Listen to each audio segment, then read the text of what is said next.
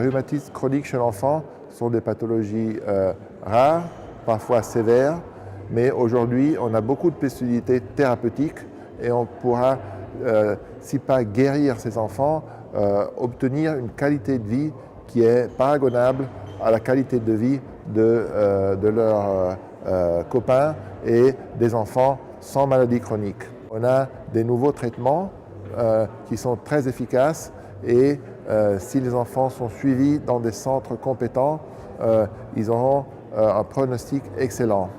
On a des possibilités maintenant de type thérapeutique, pas seulement pharmacologique, mais aussi psychologique, mais aussi de réhabilitation qui aideront ces jeunes à conduire une vie normale.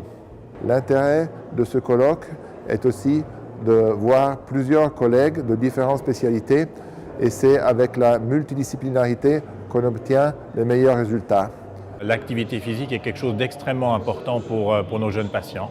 Et c'est la raison pour laquelle ce colloque a d'autant plus d'importance, de pouvoir nous mettre ensemble différents spécialistes de rhumatologie adulte, de rhumatologie pédiatrique, des spécialistes du sport, des personnes qui tournent autour du sport et se retrouver dans un des temples du sport qu'est ce stade, ce magnifique stade. C'est vraiment un plaisir et c'est quelque chose qui nous donne de l'énergie également pour avancer.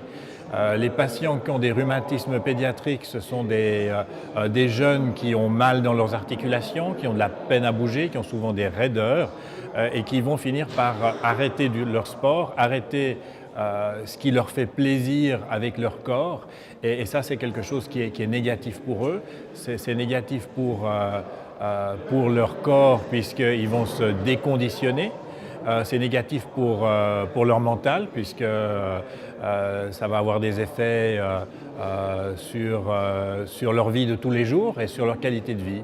Et notre rôle en tant que spécialiste de la rhumatologie pédiatrique, c'est de leur montrer l'importance de l'activité physique et que contrairement à ce qu'ils pensent que l'activité physique va aggraver leur maladie, au contraire, si elle est bien faite, eh bien, elle va les aider à s'améliorer et probablement également avoir un effet sur la base même de leur maladie.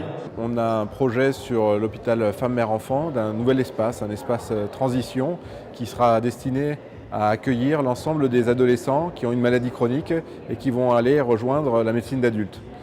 On va avoir un espace dédié pour l'adolescent où on aura un local de consultation qui sera suffisamment grand pour pouvoir accueillir et le médecin d'adulte et le pédiatre. Et lorsque le médecin d'adulte ne peut pas se déplacer physiquement, nous le ferons venir avec un BIM, qui est une espèce de robot de présence qui permettra de passer à la consultation 2.0 avec nos ados. On imagine que ça leur conviendra. Et puis une autre salle d'éducation thérapeutique qui permettra d'avoir des séances collectives où on discute de la maladie et des difficultés que les ados rencontrent entre eux. Le fait de regrouper les ados entre eux, ça génère énormément de nouvelles questions et apporte des réponses importantes. Donc on souhaite privilégier ce type d'approche. Et puis une salle d'attente sympa. Et à côté de la salle d'attente, un espace d'activité physique. Et c'est dans le cadre de ces souhaits d'espace transition qu'on est accueilli aujourd'hui ici au Parc OL avec ce qu'on espère un partenariat avec l'Olympique Lyonnais et avec les équipes de haut niveau parce que c'est une dimension d'admiration, de dépassement de soi qui est vraiment important à transmettre à nos enfants qui ont une maladie chronique et c'est l'enjeu de tout cet espace de transition.